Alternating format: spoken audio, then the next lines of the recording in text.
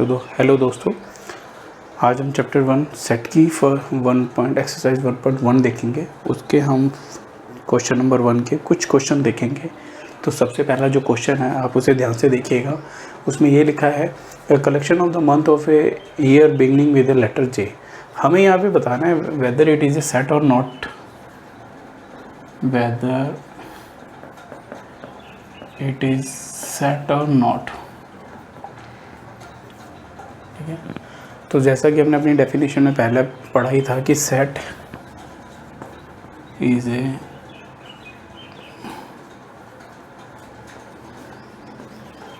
Well defined collection of objects. यहाँ पे well defined होना बहुत ज़रूरी है, तभी उसका कलेक्शन बनेगा, कलेक्शन ऑफ ऑब्जेक्ट बनेगा। तो यहाँ पे हमें पहला क्वेश्चन ये है कि collection of the month of year beginning with the letter J. तो आप स्टार्ट कर सकते हैं जनवरी से, जनवरी, फरवरी, मार्च, अप्रैल, मई, जून, जुलाई, अगस्त, सितंबर वगैरह। तो उसमें अगर आप ध्यान से देखेंगे तो जैन, जून, जुलाई, तो ये बाउंड हो सकता है। इसको हम ऐसे लिख सकते हैं, the letter of the month of a year with begins with letter J. Next है talent, the talented 10 writer of the India. ये depend on the individual choice हो सकता है, ये आपकी और मेरी चॉइस अलग अलग हो सकती है। आपको कोई अलग राइटर पसंद है, किसी को हैरी पॉटर पसंद है, किसी को चेतन भगत पसंद है, इंडिया से नहीं बाहर से भी हो सकता है। तो वो चॉइस पे डिपेंड करेगा, वो हम अलग अलग हो सकता है। तो ये सेट नहीं हो सकता। सेट में ये वेल डिफिनीशन की प्रॉपर्टी को फॉलो नहीं कर रहा। और नेक्स्ट है the 11 best cricketer in the world. Same depends upon the individual choice. आपके हिसाब से कोई अलग हो सकता है, विराट कोहली हो सकता है, सचिन तेंदुलकर हो सकते हैं, मेरे हिसाब से कोई और हो सकता है, सूरज कुमार यादव हो सकता है, सूर्य कुमार यादव हो सकता है। So many cricketer in this right now in the country और वर्ल्ड। तो डिपेंड ऑन द चॉइस। तो ये सेट नहीं हो सकता, ये भी सेट नहीं हो सकता। तो ऐसे हम और क्वेश्चंस देखेंगे। अब यहाँ पर हम दूसरा क्वेश्चन देखेंगे जिसके अंदर हमें ये बताना है कि ये जो एलिमेंट है सेट ए के, ये सेट ए के एलिमेंट है। इसमें 1 2 3 4 5 6 are the element of the set. Insert the appropriate symbol epsilon. इसको हम वेरिएबल एप्सिलॉन बोलते हैं, वेरिएबल एप्सिलॉन कह सकते हैं। यहाँ पर यूजेस टू बिलोंग्स के लिए यूज़ हो रहा है, और क्रॉस कर देंगे तो not does not belongs to. तो 5 यहाँ पे चेक करना है। 5 this is 5 belongs to set, yes. 10 नहीं है, ऐसे कर देंगे। Simple, very simple question. और बाकी क्वेश्चन आप खुद भी ट्राई कीजिए और देखिए, अगर नहीं आता समझ में तो आप कमेंट सेक्शन में बताइए, हम उनको भी करेंगे, ट्राई करेंगे आपके लिए सारे questions. But you have to do your own, खुद भी करना चाहिए। जितना प्रैक्टिस करेंगे उतना ही आपको बहुत ज़्यादा कॉन्फिडेंस आएगा, और ये भी समझ पाएंगे कि कैसे कोई चीज़ हो रही है। और हर बार चीज़ों को रिवाइज़ करते रहिए, थोड़े थोड़े इंटरवल्स पे, अंतराल पे। मैं यहाँ पे दोनों भाषाओं का इस्तेमाल करने की कोशिश करूँगा ताकि लोगों को अच्छी तरीके से समझ में आए। अगर कुछ समस्या होती है तो आप कमेंट सेक्शन में बता सकते हैं कि क्या समस्या है और कैसे करना चाहते हैं। अगर आप if you want to do this lecture in the proper in English, we can do also. Hindi में हम कर ही रहे हैं, बट शुद्ध हिंदी वो आप देखिएगा कैसे है। अगर वो भी चाहेंगे तो हम उसमें भी बात कर लेंगे, उसको भी लिख देंगे। बट प्रॉपर क्वेश्चन इंग्लिश में ही करने की कोशिश कीजिए, बिकॉज यहाँ पे ज़्यादा पैटर्न वाइज इंग्लिश में ही क्वेश्चन आते हैं। बाकी हिंदी में हम बता ही रहे हैं आपको, ट्राई कीजिए, देखिए कैसा है। Write the roster form of the following questions. Roster form लिखनी है हम लोगों को। रोस्टर फॉर्म्स का मतलब लिस्टेड फॉर्म्स में हमें देखना है क्वेश्चंस को, और एक बार समझना है कि कैसे हम उनको कर सकते हैं। तो सॉल्यूशन नंबर 1 का यहाँ पे लिखा है, पढ़िए। A is the set x इसका एलिमेंट है सेट का, such that x is an integer है। सबसे पहली कंडीशन एक ही कंडीशन हो गई। This is the condition, this is the conditions. ये आपको कंडीशन और द कंस्टेंट या कंडीशन या फिक्स कर दिया कि ये होना ही चाहिए। तो देखते हैं इसमें लिखा है, और x पहली बात तो इंटीजर होना चाहिए, दूसरी कंडीशन क्या होनी चाहिए कि वो -3 से लेके -7 के बीच में लाई करना चाहिए। तो सिंपल सा क्वेश्चन तरीका करने का यही है कि आप -3 से लेके 7 तक की गिनती लिख लीजिए, फिर हम उसको एलाबोरेट करेंगे, देखते हैं कौन सा पार्ट में है या नहीं है। -3 -4 -5 सॉरी -3 -2 -1 0 1 2 3 4 5 6 7। यहाँ पे साइन देखना है आपको, x इज़ ग्रेटर देन -3, तो ग्रेटर देन कहाँ से स्टार्ट होगा, यहाँ से, और लेस देन क्या से 6 से पहले इंटीजर जो होगा वो 6 होगा। तो आंसर आपका क्या है, ये इजी है, आप इसे ऐसे कर सकते हैं और इनको बाद में हटा सकते हैं। समझने की कोशिश कीजिए, तो you can base your on form or you can write directly if you know the answer, तो आप कर सकते हैं, इसमें कोई दिक्कत भी नहीं है।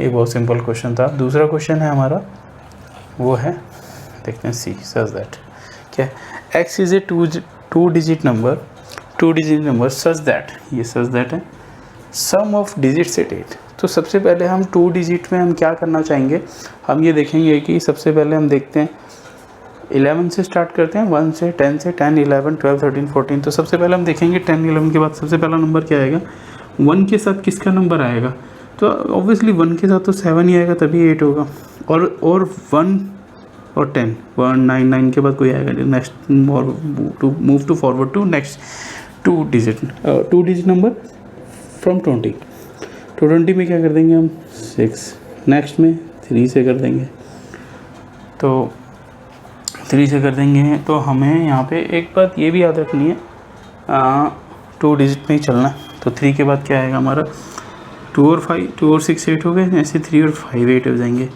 फिर 4 ले लेंगे आप, फिर 5 और 3 ले लेंगे, यहाँ पे रिवर्स भी है, ध्यान से देखेंगे तो 6 2 ले लेंगे, 7 1 ले लेंगे। अब यहाँ पर हम चलते हैं 8 के बाद चलते हैं, अगर हम 8 से जोड़ना चाहें तो 8 और 1 में 8 में ऐसा कोई नंबर नहीं आएगा, 808 हो सकता है, सम ऑफ डिजिट 8 हो सकता है, यहाँ ये हो सकता है हमारा, और क्या हो सकता है, माइट भी कुछ गलती हो सकती है, बट आप कर सकते हैं क्वेश्चन, तो इसमें कुछ नहीं। इन दोनों का डिजिट क्या है, इनका सम क्या है 8, इनका सम क्या है 8, इनका भी सम क्या है 8, इनका भी सम क्या है 8, इनका भी सम क्या है 8, इनका भी सम क्या है 8, इनका भी सम क्या है 8, इनका भी सम क्या है 8। अब 9 में अगर आप जाएंगे तो 9 में नहीं ले पाएंगे, तो हमारा ये सेट हो गया। यहाँ पर अगर आप ध्यान से देखेंगे तो हमने 2 कंडीशंस की बात करी। आपको सेट्स में कोई भी मैथ में पढ़ना हो तो कंडीशंस क्वेश्चन को बहुत ध्यान से पढ़ना चाहिए, छोटी छोटी बातों से ही हम गलतियाँ करते हैं। तो इसमें कंडीशंस क्या थी, एक कंडीशन फर्स्ट ये थी, ये सॉरी यहाँ पर 2 digit number, condition number 1 right, x such that, और दूसरी कंडीशन क्या थी, sum of digit is 2, second condition. तो ये हमारी हमने ये 2 डिजिट नंबर की कंडीशन, फर्स्ट कंडीशन ये हो गई, सेकंड कंडीशन ये हो गई। Sum of you can check that, आप इसको चेक भी कर सकते हैं। It's a very easy question, but ये है कि आपको नहीं समझ में आ रहा तो आप धीरे धीरे अपना बेस बनाए। 2 डिजिट के नंबर तो हमारे यही हो सकते हैं, बाकी अगर 2 डिजिट में 9 पे भी नहीं जा सकते, फिर 3 डिजिट 100 ही हो जाएगा, तो वो भी नहीं जा सकते। तो ये क्वेश्चन था, आई होप आपको समझ में आया होगा। नेक्स्ट हम देखते हैं, next move to forward next question, तो उसको हम समझेंगे कि कैसे होते हैं।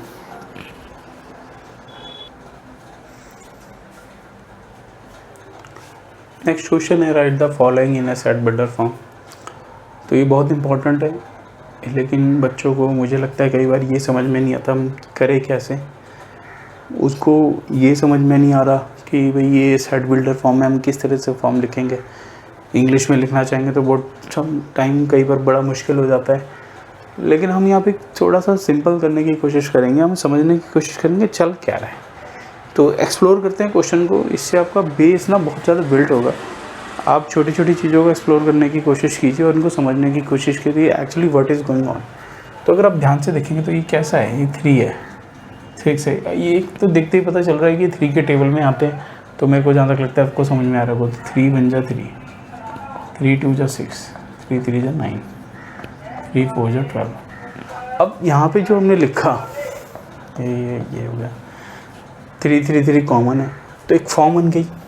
तो मान लीजिए यहाँ पे n ले लेते हैं, मैं NCERT की तरह से लेना चाह रहा हूँ, आप MN, X, P, T कुछ भी ले सकते हैं। मान लीजिए अपने P ले लीजिए, P ले लीजिए, तो ये P की फॉर्म में अगर मैं लिख लूँ, और ये P ये भी हो सकता है, ये भी हो सकता है, ये भी हो सकता है, ये भी हो सकता है। 3 फिक्स है, 3 फिक्स है। अगर आप ध्यान से देखें 3 फिक्स है, ये फिक्स है, ये भी फिक्स है, ये भी फिक्स है, ये भी फिक्स है। तो ये 3P की फॉर्म में हो गया, राइट। तो अब मैं इस नंबर को मान लीजिए मैंने कुछ मान लिया, x मान लिया, राइट। ऐसा लिख सकता हूँ कि क्योंकि हमने अगर वहाँ पढ़ा होगा तो अपने ध्यान से देखा होगा हम पढ़ते कहते हैं x सच दैट, इंग्लिश में लिखते हैं x, ये x नंबर हो गया, x नंबर सच दैट, इसको हमने बोला x is such that, x equal to हम लिख लेते हैं 3p, 3p। x क्या है 3p की फॉर्म में, लेकिन हमें तो कहाँ तक जाना है, सिर्फ मतलब ऐसा करें कि इसे फिट करें तो ये आंसर आ जाए। तो मान लीजिए 3 1 3 लिखेंगे, 3 आ जाएगा, 3 2 6 आ जाएगा, 3 3 9 आ जाएगा, 3 4 12 आ जाएगा। तो ये जो P है, यहाँ पे कह रहे हैं एंड, ये कंडीशन है, ये P है, फिक्स है। इसको हम नेचुरल नंबर में बोल सकते हैं कि ये कहाँ से कहाँ तक है। ध्यान से देखेंगे 1 2 3, ये 1 और मान लीजिए 1 इक्वल टू ले लेते हैं, 1 और इक्वल टू 4। और दूसरा हमें ये बताना भी पड़ेगा कि P है क्या, X क्या है। तो P, X और P आप नेचुरल नंबर हम ले सकते हैं, नेचुरल नंबर ले सकते हैं। यहाँ पे कॉमन सेंस की बात है तो हम लिख सकते हैं, तो हम इसको ऐसे लिख सकते हैं। तो X and P are the natural number. तो क्वेश्चन फॉर्म हो गया हमारा। अगर आप ध्यान से देखेंगे बहुत सिंपल क्वेश्चन था, लेकिन ये सब चीज़ें करने के लिए आपको माइंड को चलाना पड़ेगा, थोड़ा प्रैक्टिस करना पड़ेगा, और ये बहुत सारी चीज़ें हेल्प भी करेंगी आपको आगे वेरियस कंपटीशन एग्जाम में। ट्रिकी क्वेश्चन आते हैं तो जिनसे आप जॉब्स गेन कर सकते हैं, तो वहाँ पे ये सब माइंड, अगर आपका बेस अच्छा रहेगा तो बहुत सारे क्वेश्चन को कर सकते हैं। छोटे छोटे क्वेश्चन पूछे जाते हैं इसके अंदर। Next question we will take this. यहाँ पे इन शुरू के इस वाले पार्ट से कुछ नहीं पता चला, इससे पता चल रहा है, इससे पता चल रहा है, इससे पता चल रहा है। ध्यान से देखेंगे ये 2 का स्क्वायर है, ये 3 का स्क्वायर है, ये 10 का स्क्वायर है, तो ये 1 का स्क्वायर हो सकता है, कोई प्रॉब्लम नहीं है। सेम उसी प्रोसीजर में लिखेंगे। मान लीजिए x है सच दैट, इसे हमने मान लिया m, ये एक नंबर है, m स्क्वायर की फॉर्म में, राइट। तो m क्या हो सकता है, 1 हो सकता है, 2 हो सकता है, 3 हो सकता है, और बीच में बहुत सारे हो सकते हैं, क्योंकि यहाँ पे आएगा 9 के बाद क्या आएगा, इस सो ऑन चल रहा है, ऐसे ऐसे ऐसे ऐसे ऐसे। तो इसके बाद क्या आएगा, 4 4 16, फिर 25 आ जाएगा, ऐसे आ जाएगा, सो ऑन चलता रहेगा। तो ये स्क्वायर है किसका, नेचुरल नंबर्स का, जो कि कहाँ से कहाँ तक हो सकते हैं, 1 से लेकर 10 तक हो सकते हैं। तो आप इसको ऐसे लिख सकते हैं, a such that x is such that x is a square of m का स्क्वायर करेंगे तो x आ जाएगा, और x क्या है, एलिमेंट है सेट x का, ये इसका एलिमेंट है सेट a का। और वो कैसी फॉर्म है, और m की कंडीशन है, m की क्या कंडीशन है, 1 इक्वल टू, ये हमने समझा हुआ है, क्लोज इंटरवल में लिख सकते हैं। m जो होना चाहिए a के उससे बड़ा होना चाहिए, या बराबर भी हो सकता है, और h छोटा और बराबर हो सकता है 10 के। तो उसके बीच में ही सारे नंबर आ जाएंगे, 1 2 3 4 5 6 7 10, और x, m belongs to natural number. ये कंडीशन भी लिखनी है। आप इसे कई तरीक़े से भी लिख सकते हैं, इंग्लिश में भी लिख सकते हैं, प्रॉपर लिख सकते हैं, जैसा आपको समझ में आए। बट मुझे लगा बहुत आसान है, तो आप इसको देख सकते हैं, इसमें कोई दिक्कत नहीं होने वाली आपको, ठीक है ना। यहाँ पे आपने एक मान लिया बताया भी x is a natural number, ये बताना ज़रूरी है, ठीक है। तो हम देखते हैं नेक्स्ट क्वेश्चन की तरफ चलते हैं। आई होप आपको समझ में आया होगा, नहीं समझ में आया तो बताइए कमेंट सेक्शन में करके कि क्या इसमें इम्प्रूवमेंट की कमी है। बट मैंने बिल्कुल ही बेसिक ले लिया, पोस्टमार्टम टाइप कर दिया क्वेश्चन का। अब इससे ज़्यादा कुछ हो सकता है तो आप बताइए, जिसमें आपको मुश्किलात पेश आ रही हों तो समझिए। देखते हैं